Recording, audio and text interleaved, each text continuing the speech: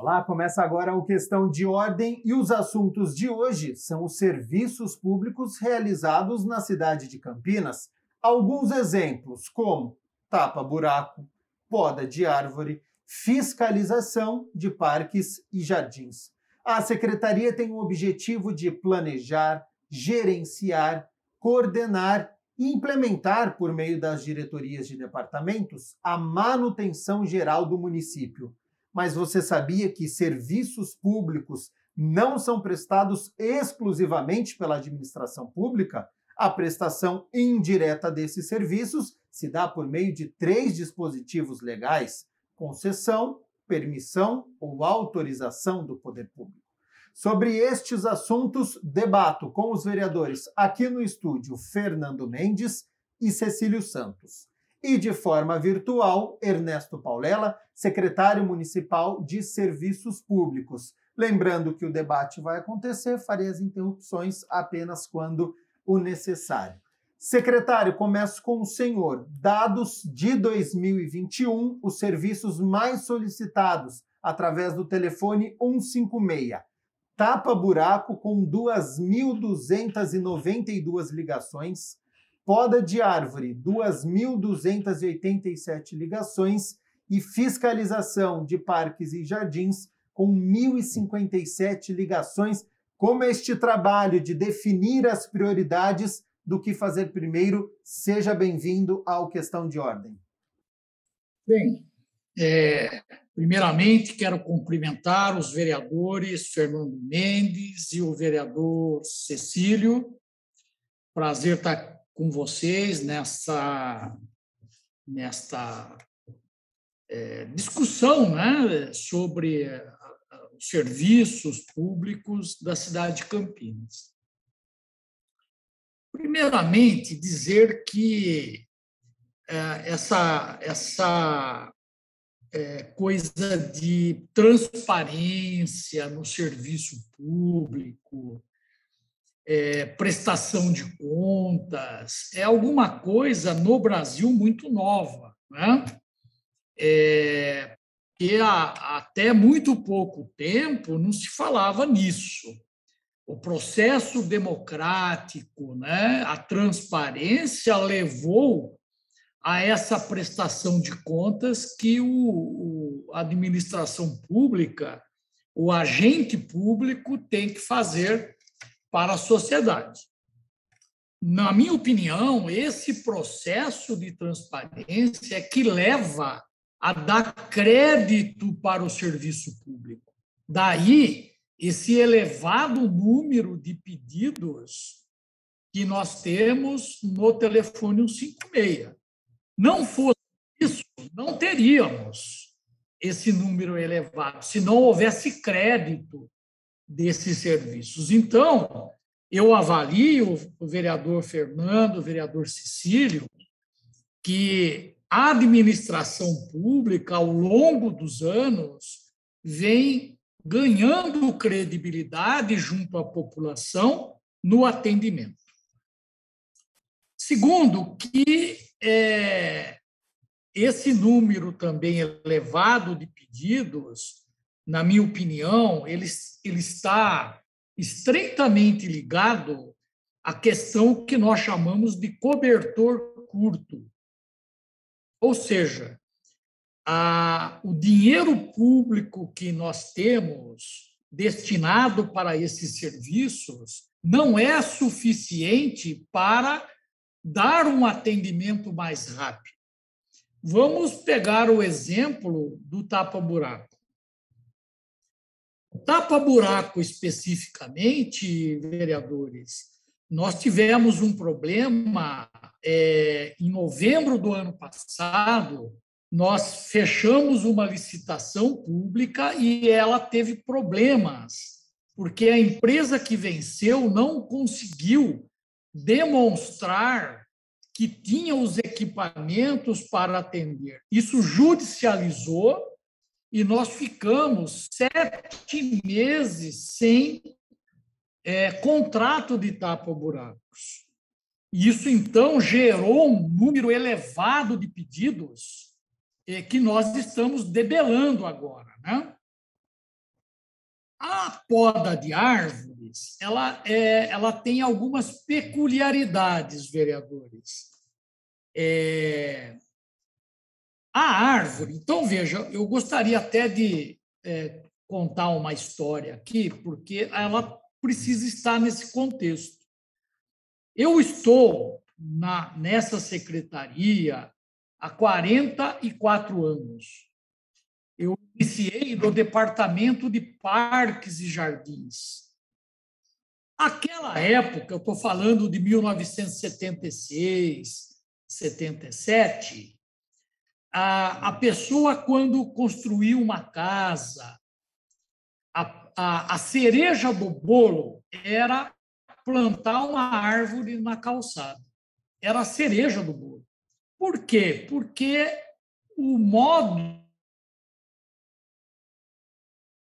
os modos operantes, né? Com o passar dos anos, a cidade ficou muito arborizada por esta cultura do cidadão. E vale dizer, Campinas, vereadores, é a segunda cidade mais bem arborizada do Brasil. Dados do IBGE de 2020. Nós só perdemos para Curitiba. Então, nós temos uma população grande de árvores, né? E vale dizer que essas árvores, elas cresceram, ficaram adultas, né? E, com o passar dos anos, vereadores, os problemas urbanos foram se modificando e se associando a outros problemas.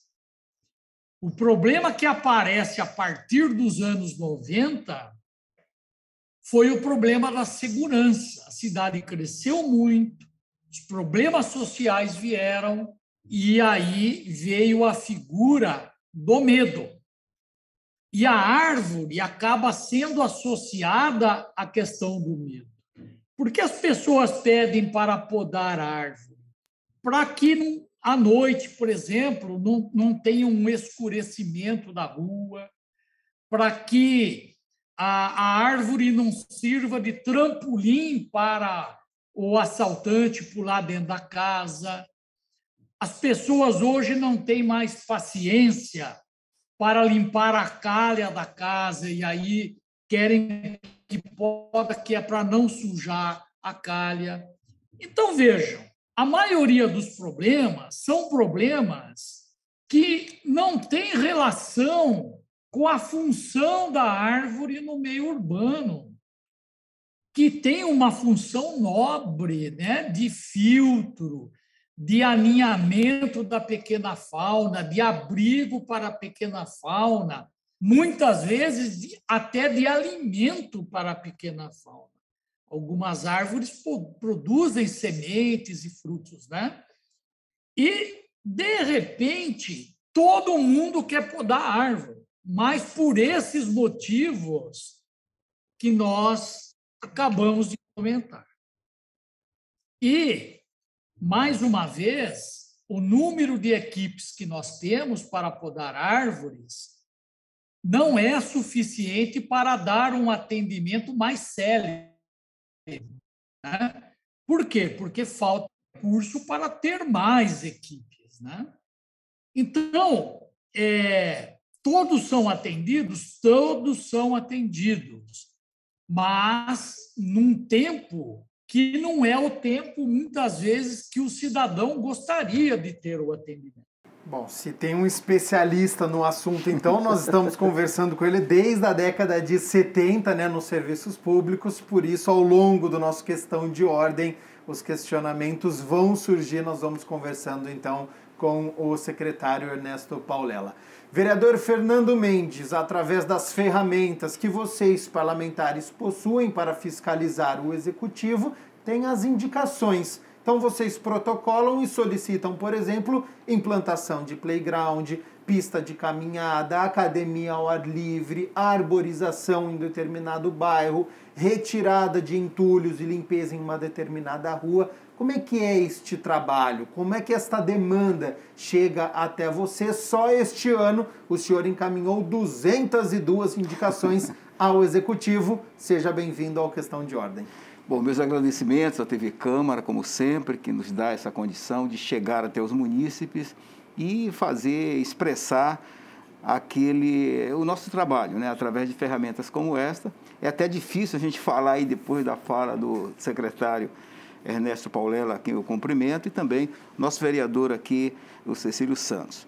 Bom, quando eu me considero ainda um vereador novo, quando a gente entra na Câmara Municipal eleito, a primeira necessidade que se tem é ter uma secretaria de serviço para nós. É como se cada vereador quer para ele, para fazer bem feito, uma secretaria de serviço, porque são as demandas normais que chegam para nós. Como falou o secretário, em 1900, a década de 70, ela tinha uma cultura de plantar árvore. Hoje nós temos essa cultura invertida. A cultura hoje é pedir para podar ou arrancar a árvore, ou desfazer. E nós temos que fazer aí um tipo de conversa. Hoje mesmo eu tive uma conversa para fazer a pessoa entender que o corte ou assim, arrancar uma árvore exige um estudo.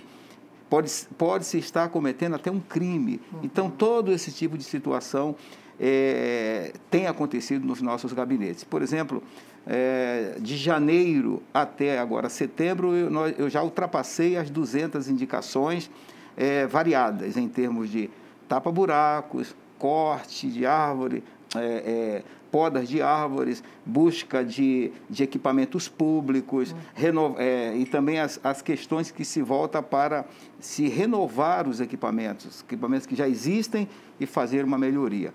Então, a Secretaria de Serviço hoje, principalmente para mim, é uma secretaria de respostas, e onde todos os vereadores diretamente fazem atuações diárias. Se você pegar aí 33 vereadores, na minha média hoje mensal está em média de 28 por mês. Então, nós trabalhamos, tirando os domingos e os sábados, então é muito mais de um pedido e meio por dia. Sim. Nós temos feito para a Secretaria de Serviço. Então, se não tivesse lá um patrono experiente com essa condição de saber entender a necessidade dos vereadores, e muito mais o vereador novo como eu, seguramente ele estaria com o cabelo muito mais branco ou não teria mais cabelo. Seria isso. O vereador Cecílio Santos também gostaria que o senhor analisasse, né, através das indicações que foram feitas, este trabalho que benefícios traz para a cidade. O senhor realizou 141 indicações ao Executivo. Seja bem-vindo ao Questão de Ordem.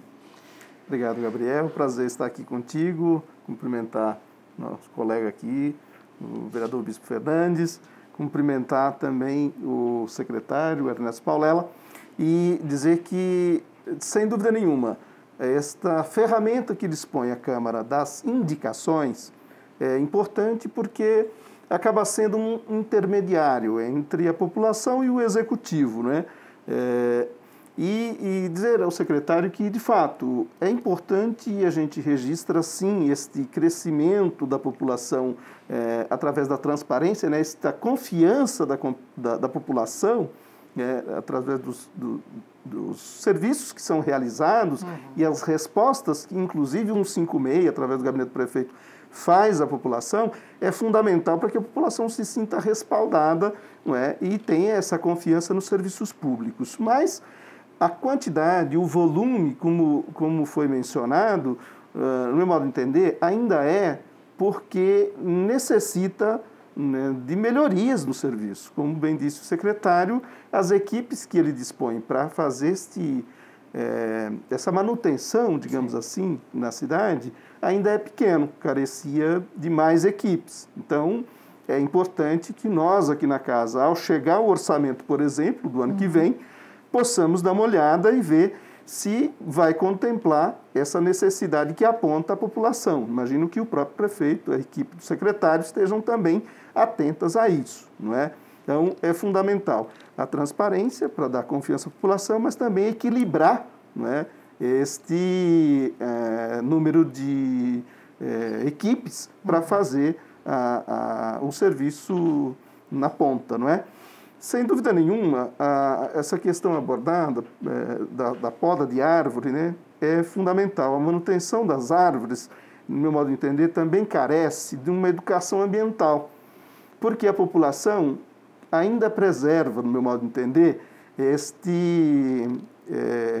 ter a árvore na frente de casa, por várias razões, não é? É a sombra, a sensação térmica de quem tem uma árvore na frente de casa, ficando ali, né, com os vizinhos, fazendo um bate-papo. Isso é muito bacana, isso é muito bom, essa sociabilidade, né, que possibilita, além dos parques, não é?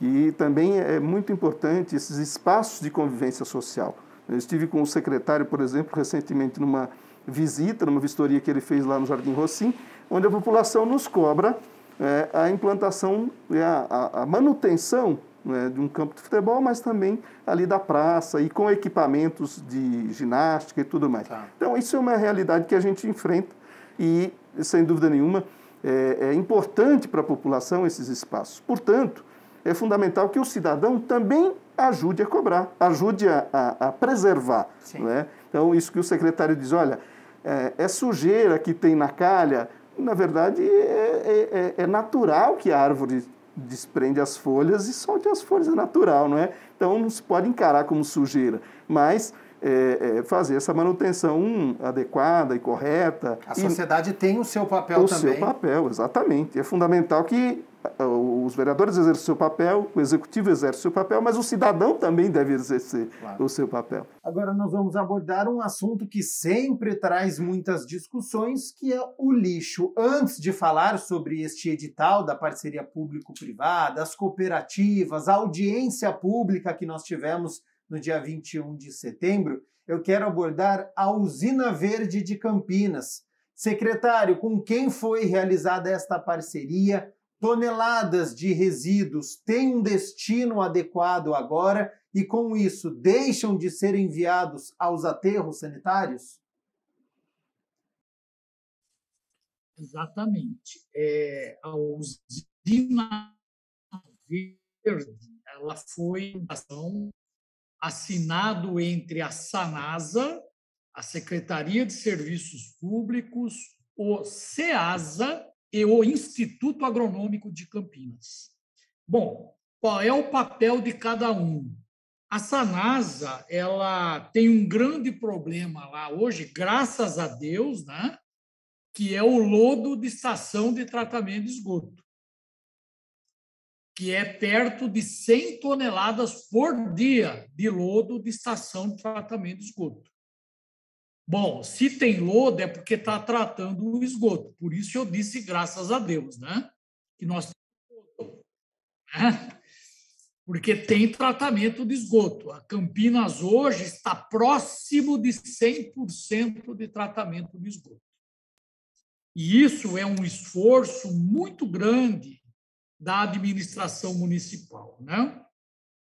Claro, tem aí um componente do governo federal, porque essas obras, essas estações, a grande maioria são financiamentos, né, da Caixa Econômica Federal, mas houve claramente uma iniciativa do governo municipal, né? E a Sanasa, então, nessa parceria, ela fez os investimentos em equipamentos, perto de 7 milhões de reais em máquinas para operar a usina. A Secretaria de Serviços, ela entrou com o projeto e a operação da usina. O SEASA vai entrar com cerca de 80 toneladas por dia de frutas, legumes e verduras que vão para aterro sanitário. E o lodo também ia para aterro sanitário. E toda a galharia, podas de árvores, podas de jardins, poda de grama, todo esse resíduo também ia para aterro sanitário. O Instituto Agronômico ele entrou cedendo a área para montar a usina aqui na Fazenda Santa Elisa, 170 mil metros quadrados, e o papel do Instituto Agronômico, além de ceder a área, é o de testar o produto, que é o composto orgânico, que é o adubo orgânico, nos experimentos da Fazenda Santa Elisa, que tem dado, vereadores, um excelente resultado de fertilidade, né? E mais, as últimas análises mostram o que era, inclusive, uma preocupação nossa, que não há residuais de metais pesados no composto orgânico por conta do lodo. Então, isso tudo atestado pelo Instituto Agronômico de Campinas. Essa usina está deixando de mandar hoje cerca de 100 toneladas por dia de resíduo para aterro sanitário. Mas a capacidade dela é de 300 toneladas dia. E nós estamos trabalhando para a sua ampliação. Bom, essa questão que eu abordei de não levar mais resíduo para aterro tem alguns efeitos muito positivos. Efeitos econômicos e ambientais. O econômico, nós estamos deixando de gastar por mês R$ 1,5 milhão com aterro sanitário. E estamos gastando para a usina um resultado positivo de R$ 1 milhão por não mandar mais esse material para aterro. Segundo, a questão sustentável. Esse material que ia para aterro se decompor, vereadores, naturalmente para o global. Porque na compostagem, como ela é aeróbica, ele não gera gás metano, ele gera gás carbônico, que é 20 vezes menos agressivo do que o gás metano. Inclusive, nós já estamos trabalhando um projeto de crédito de carbono por conta das emissões evitadas de gás carbônico. E a geração de adubo, né? Hoje, nós não compramos mais adubo para as praças e parques, porque nós usamos esse composto para a fertilização dos canteiros, das praças e dos jardins. Fernando Mendes, então, sobre essa conscientização ambiental que o secretário passou para a gente, né, da Usina Verde Campinas, recebe cerca de 100 toneladas diárias de material, transforma em adubo orgânico, que rende aproximadamente 30 toneladas do composto. Como é que você enxerga este projeto e a importância dele para essa destinação correta do lixo na cidade? Desde que Campinas ela foi agraciada com o título de metrópole, nós temos observado algumas ações condizentes com o título que foi recebido. Essa aí é mais uma, porque o que nós ouvimos aí é um centro produtivo, né? Toda essa engenharia que foi criada, em retorno, traz adubo, já tem crédito de carbono, dá uma linha de consciência ambiental e bem assessorada pelo Instituto Agronômico. Então, Campinas, ela dá mais um passo, né? Porque todo esse trabalho foi feito com uma assessoria de quem tem um acervo muito bom, no exemplo de Sanasa, o Instituto Agronômico. Então, tudo isso faz com que Campinas demonstre essa capacidade como metrópole, porque é um espelho, né? toda a região envolvida, toda a região metropolitana, todos os outros municípios próximos a Campinas estão de olho nessa situação, levando em conta que, em nível de Brasil, Campinas são poucos os municípios que têm um esgoto tratado de quase 100%. Eu acredito que deve ter mais 2 capitais por aí, chegando a essa linha. Mas só se vê ganho, demonstração de interesse social e, acima de tudo, uma responsabilidade que vai trazer benefícios para as gerações futuras. Vereador Cecílio Santos, essa transformação em adubo orgânico, levando parte do lixo da cidade, entende que está sendo suficiente? Como a questão da poda de árvore, de grama, de outros resíduos, o senhor entende que está sendo tratado na cidade? Acho importante, acho que é um passo importante, né, que a cidade de Campinas dá, inclusive para as outras cidades, para as cidades vizinhas, e não se esperava outra questão em relação a isso, porque nós estamos aí com os melhores institutos de pesquisa aqui, a Sanasa é uma grande empresa, portanto, sem dúvida nenhuma, precisava dar uma destinação correta para esse resíduo que produz no tratamento de esgoto, no lodo, né, do tratamento de esgoto.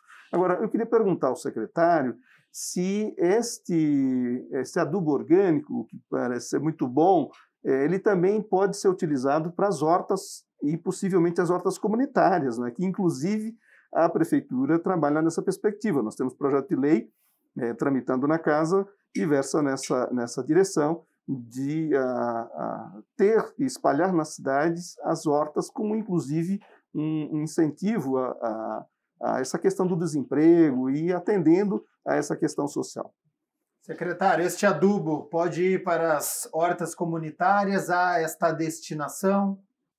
Então, como eu disse, o Instituto Agronômico está testando este fertilizante, a princípio, nas culturas de grãos, né? Trigo, soja, milho, cana. As hortas, ou seja, a produção de folhas, o consumo de folhas, alface, couve, ainda não foram testadas. Então, nós não aconselhamos, porque sem a certificação agronômica de que podemos usá-las em culturas de folhas, nós não permitiremos. Então, para a cultura de tubérculos, como mandioca, entre outras, grãos, já está autorizado. Já estamos, inclusive, utilizando na estação experimental.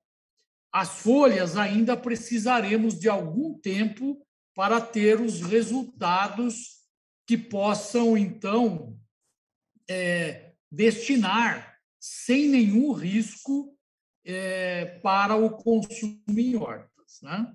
Então, a resposta ao vereador Cecílio Santos sobre este adubo também nas hortas comunitárias aqui da cidade de Campinas. Secretário, acompanhei as audiências públicas na terça-feira, dia 21 de setembro. Quero repercutir com o senhor hoje aqui uma fala em que o senhor diz que Campinas recicla apenas 2% do lixo e que essa é a média nacional e que muitos municípios não chegam nem a 1%. Na sua visão, o que precisa mudar para cuidarmos melhor da cidade, darmos o direcionamento correto para os materiais que são descartados? Tema nada fácil, né? Nada fácil para a nossa cultura, para a cultura brasileira. Como professor, inclusive na universidade, quero, inclusive, compartilhar este pensamento com o professor Cecílio e com o professor Fernando Mendes, né? Sei que os dois também são professores. A saída para atingirmos números internacionais que fiquem em torno de 25% de reciclagem passa necessariamente por um processo de conscientização. E a conscientização ela só se consegue nos bancos escolares, na formação da pessoa humana. Nesse sentido, o Brasil, infelizmente, mesmo no estado de São Paulo, que é um estado rico, que tem muito recurso para a educação ambiental não é praticada. Ela não é praticada nas escolas, infelizmente, né? E muitas vezes eu acredito até que ela é ignorada por falta de conhecimento do próprio corpo docente. Então, vamos dizer, o sucesso da conscientização passa primeiro por uma reciclagem do corpo docente, né? Porque se o professorado não tiver essa conscientização, ele não consegue passar para o corpo docente essa informação e convencer, e fazer o convencimento. Então, professores Cecílio, Fernando Mendes, eu acredito que o sucesso da ampliação da reciclagem, não só do ponto de vista ambiental, do ponto de vista sustentável, mas principalmente do ponto de vista econômico e social, dependerá da postura de cada cidadão. Você aí de casa e vereadores sabiam deste número? Apenas 2%, então, é reciclado aqui na cidade de Campinas. Este assunto não tem que ser melhor debatido, então, nas escolas públicas e particulares, porque tem tudo a ver com o cuidado que nós temos com a cidade, com o meio ambiente, o descarte incorreto. Ele gera uma série de problemas, entope as galerias pluviais, aí na primeira chuva já tem alagamento, tem contaminação de rios, proliferação de doenças, enfim. Como é que a gente coloca esses assuntos nas escolas públicas e particulares da nossa cidade? Dos dois. Bom, Gabriel, eu acredito que o secretário se refere à educação formal. Discordo do secretário que a gente trabalhe só nessa perspectiva da educação formal. Penso, o secretário, meu colega da Câmara, Fernando Mendes, que é necessário também envolver o terceiro setor, outros segmentos da sociedade que possam trabalhar nessa perspectiva da educação ambiental e não só a separação correta, né, do lixo reciclável, do resíduo reciclável, mas também da compostagem, porque as cascas de fruta, outros elementos podem muito bem ser aproveitados em casa mesmo, né, pela população, para fazer composteiras. Então, meu modo de entender, é necessário que o poder público dê este impulso, né? A secretaria reconhecendo que a reciclagem feita na cidade é muito pequena diante da possibilidade que tem, inclusive, como mencionou o secretário, de geração de renda, e nós estamos com um desemprego em alta, portanto, se faz necessária ações nesse sentido. É fundamental que tenha, por exemplo, propagandas, não é, de conscientização, não só através da rede escolar, mas em outros meios de comunicação, por exemplo, os painéis que estão sendo implantados na cidade, tragam mensagens variáveis, mensagens de conscientização nessa perspectiva, não é?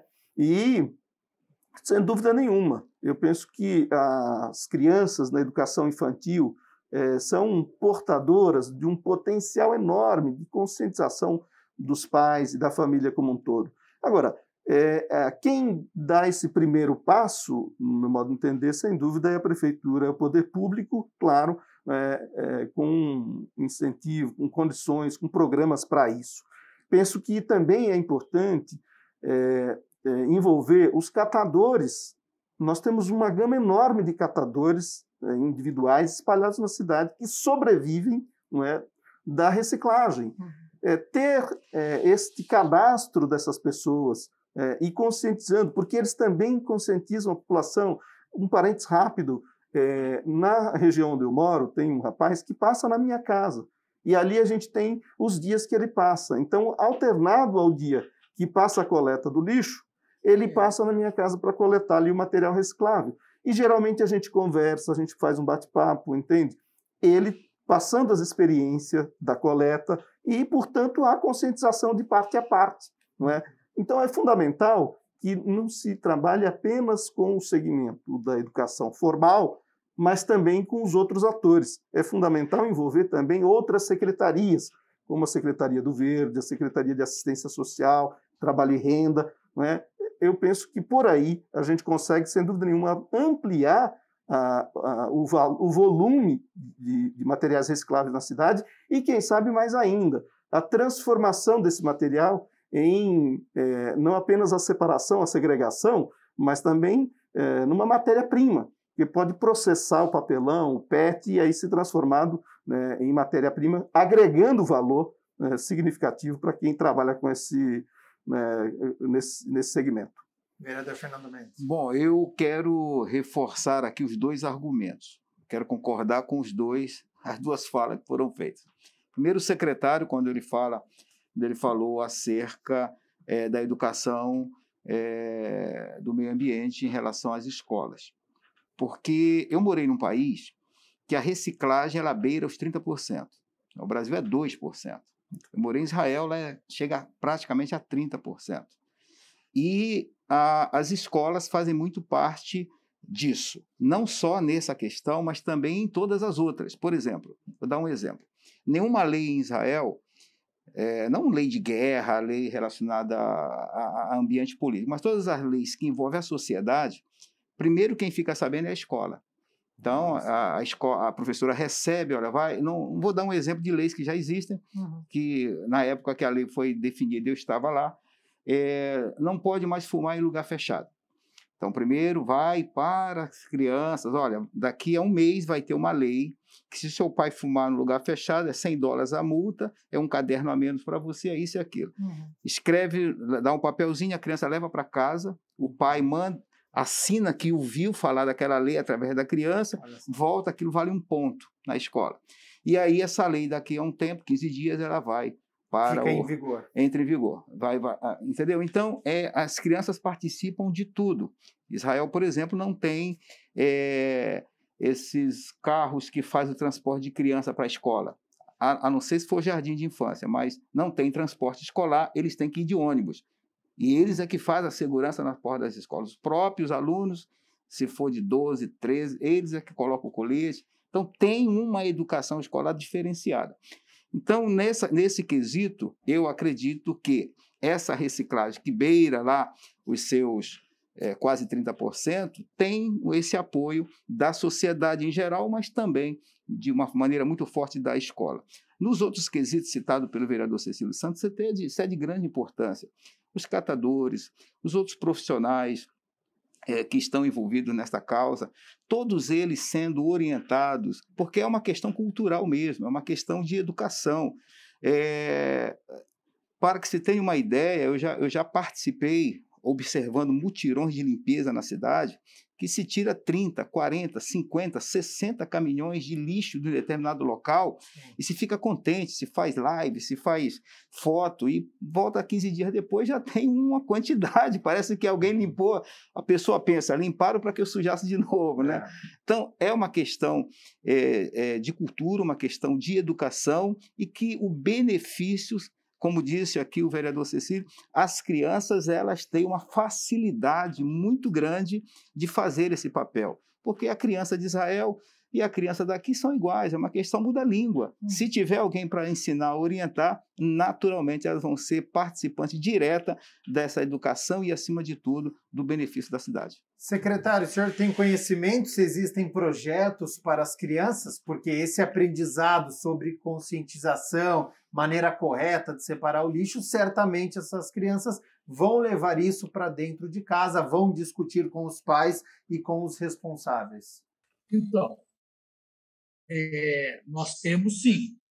Primeiro, eu gostaria de falar sobre o programa que foi implantado pela prefeitura de contratar as cooperativas de catadores para que elas sejam remuneradas por coletar e triar esses materiais.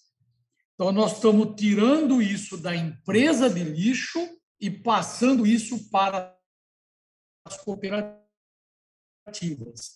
como incentivo a esse tipo de trabalho cooperado. Temos 12 cooperativas de catadores. Dessas 12, 8 já foram contratadas, 2 no governo do prefeito Jonas e 6 agora já pelo prefeito Dário Saad. E essas 8 cooperativas recebem da prefeitura por tonelada de resíduo reciclável coletado e triado. Para dar um exemplo, né, do que significa isso, eu vou dar um exemplo da cooperativa Antônio da Costa Santos, por exemplo, que foi a primeira a ser contratada. Ela recebe entre 35 e 40 mil reais por mês da prefeitura por esse trabalho que ela realiza. Essa receita ela é muito importante para a cooperativa para que ela possa modernizar seus equipamentos,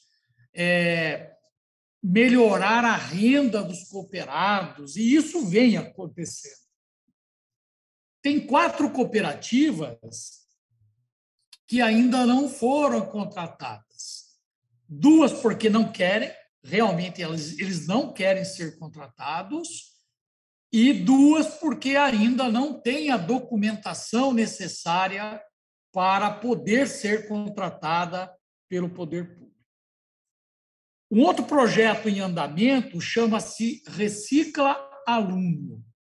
Esse projeto, desenvolvido agora pelo prefeito Dário Saad, está já com a Secretaria da Educação, que pretende, então, junto com as cooperativas, implantar nas escolas municipais, 215 escolas municipais, o que nós chamamos de PEVs, Ponto de Entrega Voluntária, que será, então, exercida pelo corpo de alunos e professores também. Todo esse material, então, será coletado pela cooperativa daquela região, daquela área. Além disso, vereador Cecílio, nós temos feito, através do Departamento de Limpeza Urbana, envolvendo as cooperativas, nós temos feito um trabalho de educação ambiental junto à região, com panfletos, com informação, pedindo que as pessoas façam essa adesão à entrega do material. A entrega do material reciclável é uma postura solidária com aqueles que precisam desse material para sobreviver. Então, o governo municipal tem atuado, tem feito, mas nós precisamos muito mais de programas formais. Sim, vereador Cecílio, a formalidade vira uma cultura. E eu não acredito em políticas públicas instantâneas. Isso nós temos que plantar para colher daqui a 20, 30, 50 anos, como foi na Europa, como foi nos Estados Unidos, nos países desenvolvidos, né? Então, é importante esse trabalho junto aos outros setores? Sim, é importante e fazemos isso. Mas, como professor, eu acredito na formalidade. Ela planta a cultura que o país precisa. Esse é um desafio que nós temos, que é um assunto a longo prazo também, né? Não, com certeza. Inclusive, projetos de extensão, né, secretário, podem ser desenvolvidos e devem ser desenvolvidos nessa perspectiva, porque nós temos uma população de catadores, por exemplo, que são pessoas humildes, entende? Então, como é que você traz essas pessoas para a educação formal, não é? Primeiro, valorizando o serviço que ela faz, que é um serviço ambiental importantíssimo, não é? Embora ela o faz por questões de sobrevivência, mas é importante que a gente valorize o que ela faz. Aliar o financeiro com o ambiental. Exatamente. Essa possibilidade, né, de um convênio, por exemplo, do município com as universidades para explicar a essas pessoas a questão da insalubridade, a questão, por exemplo, do acondicionamento do material reciclado para não juntar insetos e não incomodar a vizinhança. Tudo isso é fundamental. A própria vigilância, não é? Está trabalhando, por isso que eu acredito muito nesta possibilidade de aliados, entende? De parceria. Isso certamente nos possibilitará chegar em Campinas, que é possível, a 70% do material, do resíduo produzido nas residências não serem destinado para o aterro, que é fundamental. Eu acredito que 70% do material produzido em casa, do resíduo produzido, pode ser reciclado. Oxalá se a gente pudesse zerar, que é um sonho, por exemplo, pregado pela professora Emília, com quem tive um debate, o secretário certamente a conhece, né, que eles têm o movimento Lixo Zero. Né, eles acreditam que é possível, e algumas experiências no Brasil já acontecem, como em BH, por exemplo. Então, é importante esta parceria. Esse é um assunto bastante extenso, já fica o compromisso aqui do Questão de Ordem, nós faremos um programa específico para falar apenas sobre o lixo, sobre a parceria público-privado. Gostaria de fazer mais perguntas ao Palela sobre mudança na legislação, se a prefeitura poderia entrar nos condomínios, como é que está essa situação hoje, por conta do tempo vai ficar por uma outra oportunidade. Secretário, quando nós temos a inauguração de uma praça, seja como a da Arautos da Paz, em que muitos esportistas utilizam, seja uma praça para a terceira idade realizar ginástica, ou com a construção de um campo de futebol, como que é o seu trabalho de identificar a necessidade daquela infraestrutura ao redor, então da construção de banheiros, de bebedouros, de jardins, quando chega para você a construção de uma praça, que análise que você faz do que precisa nesta praça? Bem, cada situação é analisada de forma individual, em função do público, da característica daquela região, né? Como exemplo, o Parque Dom Bosco, no Vida Nova, que foi inaugurado em 2015, uma área de quase 300 mil metros quadrados, metade da Lagoa do Taquaral, que era uma área degradada e se transformou num parque belíssimo, com 8 lagos aproveitados de nascentes, para se ter uma ideia, né? Os equipamentos públicos ali instalados foram pensados em função do perfil do morador, do usuário daquela região, né? Então, campo de futebol, quadras poliesportivas, pista de skate, que tem um segmento de jovens que gosta muito. Também pensamos no idoso, campo de bocha, de malha. E um apelo hoje que é muito forte, que é a caminhada, a pista de caminhada. No caso do Vida Nova, nós fizemos na parte interna do parque, né? Então, cada urbanização que fazemos, nós observamos o perfil daquela população que vai usar, né? Nós temos algumas questões que são difíceis de serem tratadas. Por exemplo, a questão de sanitários. Não são todas as praças que têm sanitários. Por quê? Porque o sanitário exige conservação, exige o funcionário ali o tempo todo para manter. E isso significa custo que, muitas vezes, nós não podemos aportar este custo.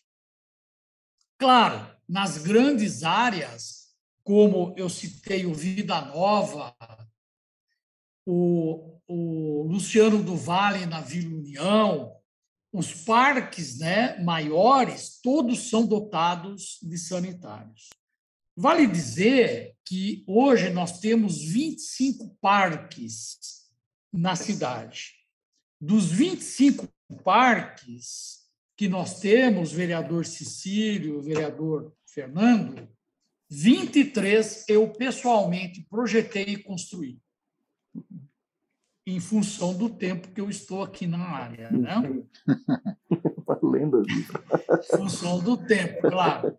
E, portanto, eu vi isso tudo nascer, né? Vi isso tudo ser utilizado, ser usado, e a gente vai aprendendo com isso, né? Como o cidadão, o usuário, prefere o parque, prefere a área de lazer, né? Agora, vale dizer que no governo atual, né, do prefeito Dário, este ano nós vamos entregar 30 novas praças públicas, entre elas praças de esportes. No governo passado, nós entregamos 320, foram 8 anos, né? Novas áreas de lazer na cidade. Eu acho e tenho certeza que a urbanização de praças é um fator extremamente atrativo à convivência das pessoas.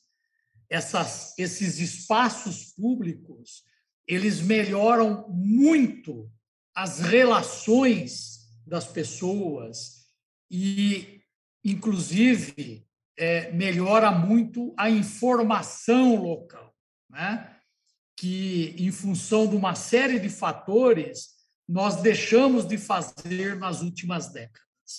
Então, urbanizar áreas, praças públicas, tem uma importância muito grande na qualidade de vida do cidadão urbano.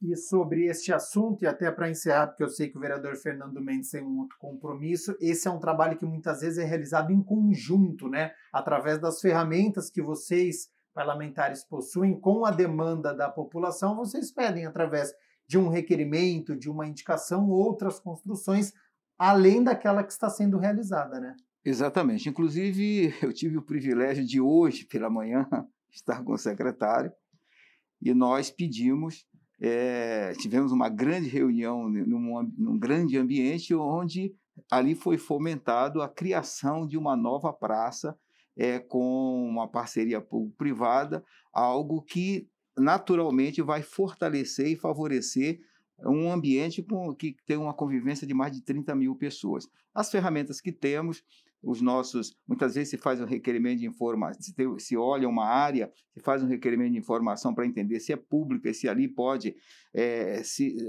nós percebemos que tem uma necessidade de pôr ali os equipamentos, a gente faz esse requerimento. E fora isso, nós, através dos ofícios e das indicações, nós pedimos para que as praças que já existem ou serem revitalizadas ou reforçadas com novos equipamentos. Isso é que faz com que nós tenhamos, por exemplo, no meu caso, uma média de 28 pedidos por mês. Então, essa é a nossa, vamos dizer assim, a ocupação que damos para o secretário Paulela.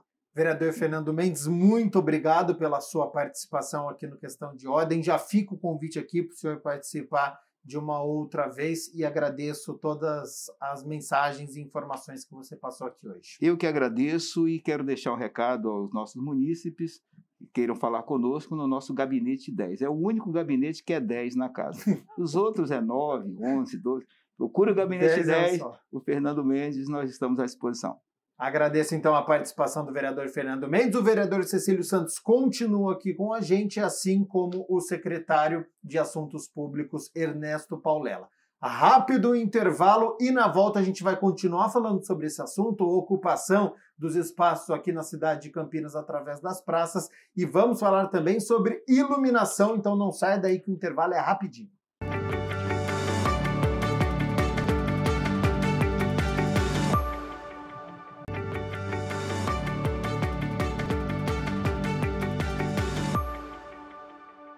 Voltamos com o segundo bloco do Questão de Ordem. Hoje nós estamos abordando os serviços públicos realizados na cidade de Campinas. Vereador Cecílio Santos, abordei no primeiro bloco, no finalzinho, perguntando ao secretário sobre este trabalho, né, além da construção de uma praça, do que envolve também a questão dos banheiros, dos bebedouros.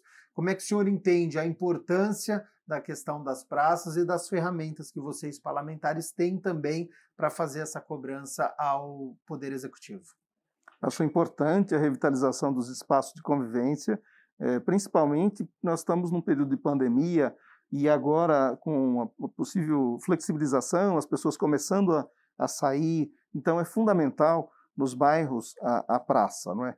E possibilita o cidadão poder circular ali com o seu animal de estimação, com os filhos, dar uma volta de bicicleta. Isso faz um bem danado para quem está vivendo nesse período de pandemia, em casa, fechado. Às vezes uma pessoa idosa que tem a preocupação ali de não circular em ambientes com aglomeração, vai até a praça e aí dá uma volta, às vezes encontra com algum vizinho que pode conversar. Isso é muito importante para a saúde como um todo, né? Sem dúvida nenhuma, e para a convivência das pessoas é muito importante. Além dos instrumentos que a gente dispõe na Câmara, acredito que é importante, inclusive o secretário tem acompanhado a gente lá nas demandas que a gente tem apresentado, no Rocim, por exemplo, a reforma do campo do Rocim. Nós buscamos uma emenda junto ao deputado federal, o deputado Carlos Zaratini, que nos encaminhou aprovando essa emenda para que aquela área pudesse ser revitalizada. Então, esse instrumento das emendas parlamentares, vindo recurso do governo federal para as revitalizações das praças, para outros serviços também, mas nesse caso específico, eu penso que é muito importante, porque desonera o caixa da prefeitura e, portanto, possibilita a Secretaria de Serviços Públicos, ao prefeito, executar ações que vão atender a uma população grande, porque geralmente a praça não é só daquele bairro específico, circula ali também pessoas dos bairros vizinhos, né? E isso é muito importante, sem dúvida nenhuma. Secretário, o senhor que desde a década de 70, né, trabalha nesta pasta com estes assuntos relacionados aos assuntos da cidade de Campinas, e também é agrônomo, é administrador, é professor universitário. As demandas, elas mudam ao longo do tempo? Então, por exemplo, o vereador Cecílio Santos citou a pandemia. Houve uma mudança, esse deslocamento que não era mais permitido, era necessário que ele estivesse alguma coisa perto de casa. Com a sua experiência, você percebeu também esta mudança de demanda? Aquilo que era construído na década de 80, de 90, hoje já é diferente esse trabalho? Bem, eu vejo da seguinte forma, que as demandas, elas modificam-se, né? O que nós temos, independente da pandemia, nas últimas 2 décadas, em especial na última década, o apelo maior para a área de lazer é a prática esportiva. Caminhada, futebol, academias para a prática de exercícios, né? E isso, ao longo de quase 50 anos, o que nós percebemos é que essas demandas, elas se modificam, né? As praças já tiveram um apelo, um uso mais de lazer passivo, que era ir à praça para ler um livro, para fazer uma leitura de jornal, para fazer reflexões, né? Que era o chamado lazer passivo. Hoje, o lazer é ativo. As pessoas procuram as praças para interagir, né? Então, há uma clara necessidade das pessoas na interação. E cabe, então, ao setor público criar essas facilidades para que essa interação aconteça. Secretário, sobre a parceria público-privada da iluminação para selecionar o concessionário que vai operar o sistema público de Campinas, na cidade são mais de 120 mil pontos de luz, investimento previsto na casa dos 170 milhões de reais. Estão previstas quais mudanças na cidade, quais são os benefícios para os munícipes que estão nos acompanhando? Bem, são muitos os benefícios, né? Primeiro, eu vou falar um pouquinho do processo de licitação. Essa licitação ela foi toda preparada em conjunto com a Caixa Econômica Federal, através da participação do Banco Mundial, que disponibilizou o IFC, que é o braço financeiro do Banco Mundial. Então, todo o projeto técnico, econômico e financeiro foi elaborado pela Caixa Econômica Federal através das suas consultorias e aprovados pela Prefeitura, é claro, né? Então, o projeto técnico que nós temos, ora em elaboração do edital, nós podemos dizer que é de última geração em termos de tecnologia. Essa licitação ela será feita também de forma diferenciada, vereador Cecílio. Ela será feita através da Bolsa de Valores, na chamada B3. Ou seja, será um leilão, né, feito na Bolsa de Valores de São Paulo, para que se possa conhecer, então, o vencedor, ou o consórcio vencedor, né, dessa modalidade. Bom, quais são os benefícios? Primeiro, técnicos. Essa PPP da iluminação vai substituir todo o parque de iluminação pública, que hoje é muito antigo, né? Mercúrio, sódio, por lâmpadas de LED. Bom, a lâmpada de LED ela tem uma eficiência luminotécnica muito superior, além de proporcionar uma economia de consumo de energia que pode chegar até 70% de economia de energia. Isso dará à prefeitura uma economia com o gasto de energia significativa, será essa economia. Proporcionará um aspecto de segurança para o cidadão muito maior, dada a eficiência luminotécnica dela. E haverá, junto desse serviço, o que se chama de Smart City, que é uma série de serviços que poderão ser explorados nos braços de iluminação, né? Como serviços de TI, né? De tecnologia da informação, que o usuário poderá se utilizar, como Wi-Fi e coisas parecidas, né?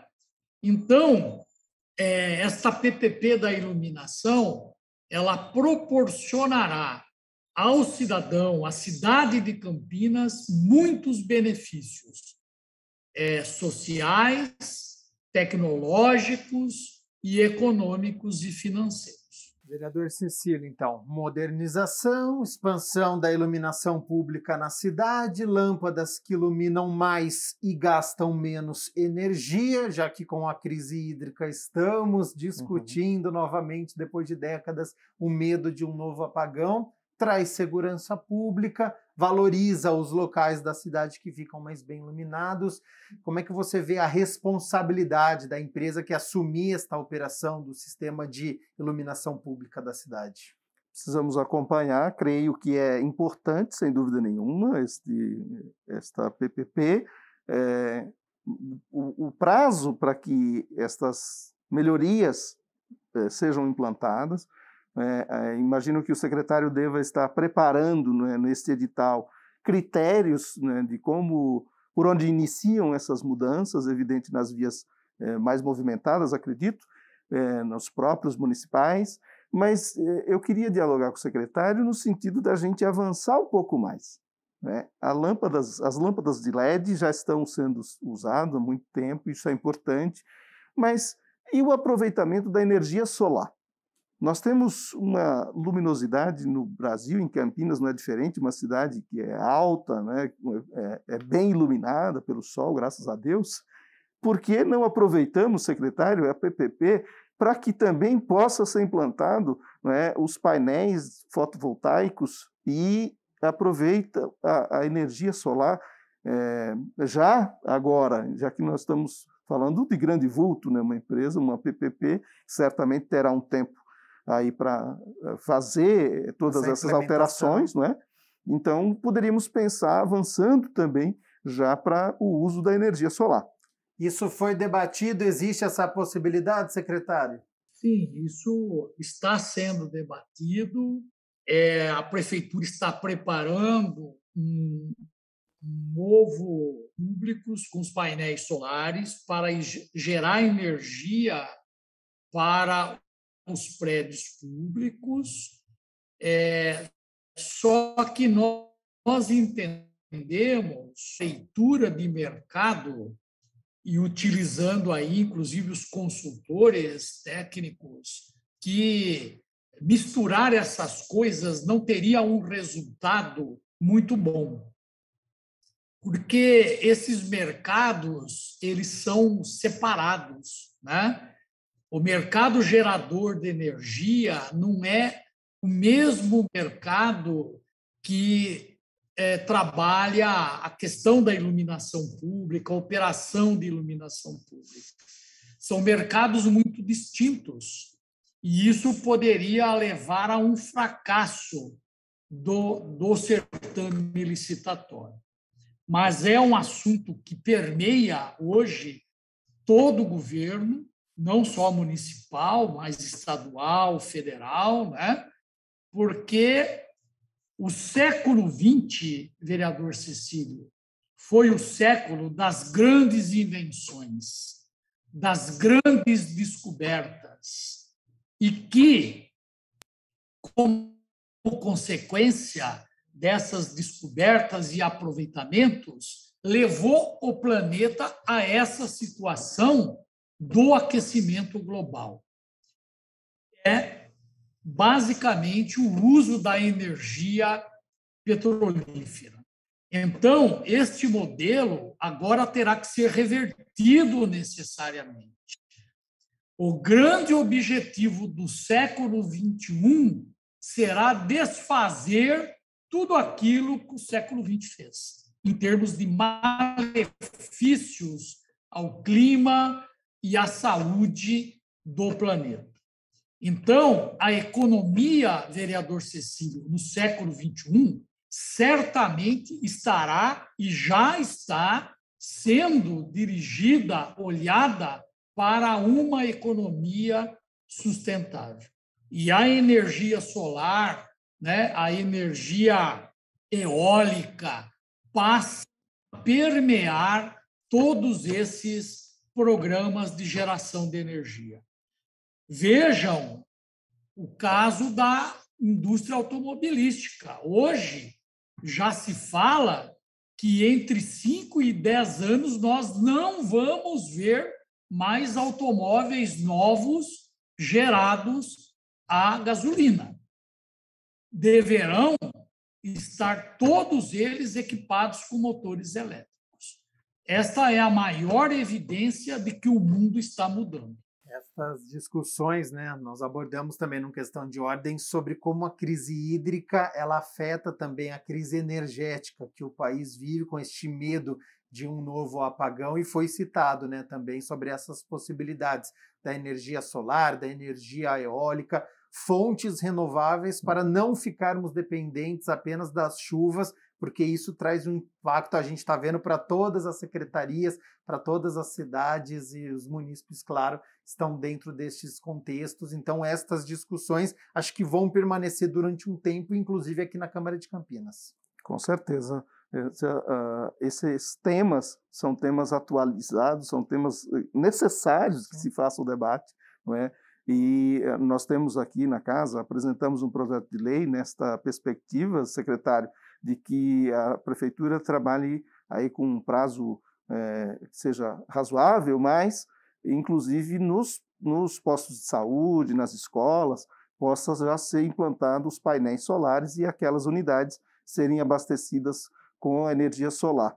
E quero lembrar e trazer aqui o Papa Francisco, não é, nos apresentou uma encíclica dizendo do cuidado que devemos ter, toda a sociedade, o mundo, né, com o nosso planeta, porque a gente acaba, com as ações que vêm se sucedendo, nos matando, não é? Porque as ações vão num ritmo que o planeta não aguenta. Então é necessário, sem dúvida nenhuma, que estudos sejam feitos e que mudanças sejam feitas, e o setor público, sem dúvida nenhuma, é indutor dessas mudanças, porque ele acaba gerando, trazendo à sociedade... Dando exemplo. Exatamente. Assunto pertinente, então, que nós vamos continuar acompanhando aí estes estudos e os projetos protocolados e todas as discussões aqui no município de Campinas. Último assunto que eu quero abordar com o senhor, secretário, é o serviço mais solicitado, né, através do 156, que é o tapa-buraco. E está chegando a época das fortes chuvas. Tem como realizar um trabalho preventivo ao longo do ano? Tem muita briga de quem abriu o buraco, se foi uma concessionária, se foi a prefeitura. Como é que o senhor lida com este assunto? Bom, essa questão de buracos em vias públicas, ela tem muitas origens, né? Tem essa de várias concessionárias, por exemplo, gás, telefônica, né? E isso é muito fiscalizado no sentido dos reparos, a própria Sanasa, né? Mas tem um outro aspecto que é muito pouco abordado, mas que é o principal fator, que é a vida útil do asfalto. O pavimento asfáltico ele tem uma vida útil de 10 anos. Depois de 10 anos, o betume, né, o petróleo que agrega os materiais do asfalto, ele começa a perder a sua função de agregador, né? E ele começa a se desmanchar facilmente com a água, com a chuva e com o próprio desgaste do rolamento dos automóveis. O ideal, portanto, seria que a cada 10 anos todo o pavimento asfáltico fosse recapeado. Claro que isso, diante das condições econômicas e financeiras, não é possível, mas nós estamos fazendo um programa, aliás, já iniciamos um programa de aplicação de 24 mil toneladas de massa asfáltica em recapeamentos. Começamos agora no mês de setembro e já estamos fazendo esse trabalho de recapeamento. Quais são as prioridades? as grandes artérias, as grandes vias, em especial de transporte coletivo, né? Mas estamos olhando também para as vias secundárias, que muitas vezes acabam tendo muitos buracos. A melhor solução é o recapeamento. Entretanto, nós contratamos este ano, começou agora em maio, 12 equipes de tapa-buraco que estão distribuídas diariamente por toda a cidade, atendendo aos pedidos dos moradores, seja através do 156, seja através das associações de bairros e, muitas vezes, através das indicações dos senhores vereadores. Então, esse trabalho, eu acredito que deverá fazer muita diferença no próximo verão. Cecílio Santos, estamos vivendo aquela época dos extremos, né? Então, se está frio, fica 2 graus em Campinas. Se vem calor, 37 graus na cidade de Campinas, como nós tivemos um recorde recente em setembro. Daqui a pouco chega as épocas da chuva, é sempre um motivo de preocupação, porque isso acaba também prejudicando o asfalto e é motivo também de fiscalização. A gente vê, é o número 1 de reclamações para 156 na cidade de Campinas. Com certeza. E 2 aspectos queria trazer para o debate aqui com o secretário. O primeiro deles é em relação a como é executado o tapa-buraco, secretário.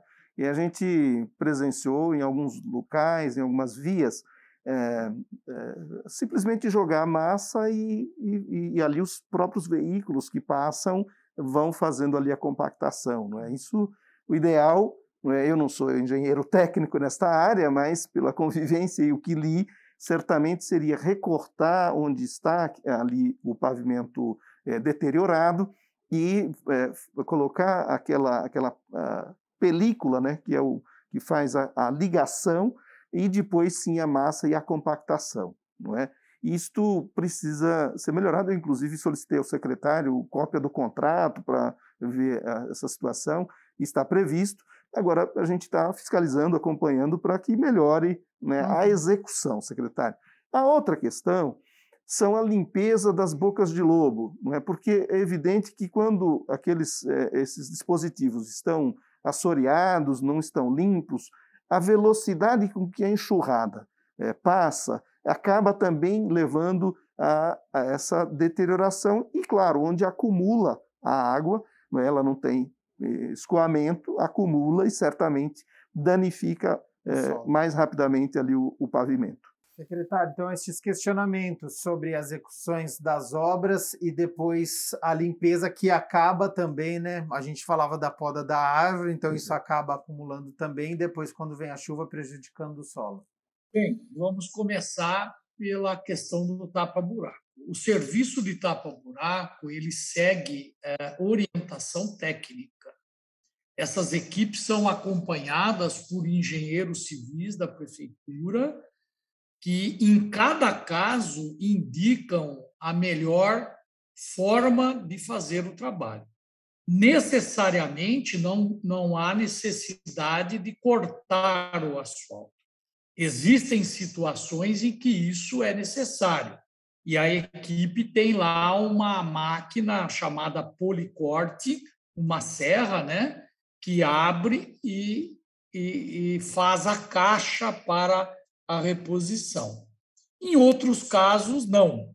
Apenas a cobertura das rachaduras que acontecem justamente pela perda da vida útil do asfalto. Então, a recobertura ela acaba sendo a medida técnica mais indicada.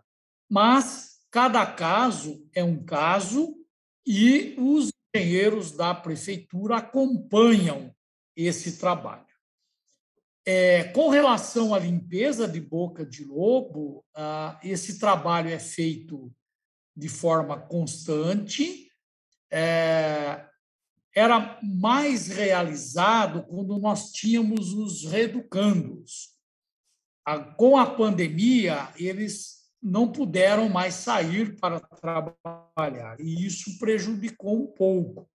Entretanto, o prefeito Dário Saad determinou a contratação de uma empresa para suprir esta necessidade enquanto os reeducandos não possam voltar, que é cerca de 180 homens que são distribuídos pelas administrações regionais. E um dos trabalhos executados por eles é a limpeza de boca de lobo. Então, todas as regionais têm a presença dessas equipes durante o mês para o atendimento. No caso aí da região do vereador Cecílio, que é o Campo Grande, essa equipe ela fica 2 semanas por mês na região para atendimento desse serviço. Ô, secretário, hoje Campinas conta com quantas equipes de tapa-buraco e o senhor tem um número de quantos serviços são realizados diariamente? Olha, hoje nós temos 12 equipes e, em média, nós fechamos 2.000 buracos na cidade, por dia. Então, é um longo trabalho que tem pela frente. E essas equipes precisaria de mais, é isso, secretário? Então, esse número que nós temos, 12 equipes, é o que o orçamento suporta pagar. Claro que se eu tivesse 24, o serviço seria muito melhor, teria mais celeridade, mas o orçamento ele não comporta 24 equipes. Sempre parte da questão financeira também, né, essa adequação. Secretário Ernesto Paulela, muito obrigado pela disponibilidade do seu tempo aqui com Questão de Ordem, com todas as informações que nós passamos aqui, com a questão do lixo, da poda de árvore, da iluminação, enfim, os assuntos que permeiam aqui a cidade de Campinas. Já fica o convite aqui para uma próxima oportunidade, para o senhor voltar para a gente falar sobre esses e outros assuntos. Eu que agradeço muito à TV Câmara por esse gentil convite, agradeço ao vereador Cecílio, ao vereador Fernando Mendes, que esteve com a gente também, por poder compartilhar os problemas da cidade, né? E estou sempre à disposição da TV Câmara. Nós aqui agradecemos, vereador Cecílio Santos, também agradeço a disponibilidade do seu tempo, todas as informações que foram passadas aqui. Já fica o convite para uma próxima oportunidade para a gente poder voltar a conversar sobre esse e outros assuntos.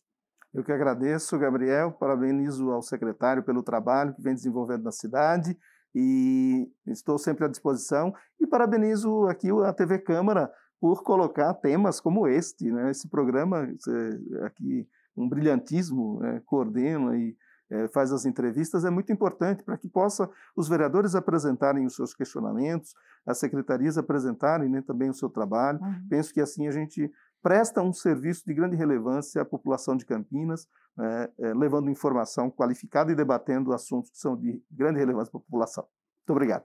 Nós que agradecemos a sua participação, o seu elogio, agradeço você aí de casa pela sua companhia, pela sua audiência, espero que você saia com um conhecimento maior sobre os problemas da cidade, sobre o que está sendo realizado e sobre a fiscalização que aqui os vereadores fazem da Câmara de Campinas. Continue na TV Câmara Campinas, até a próxima. Tchau, tchau.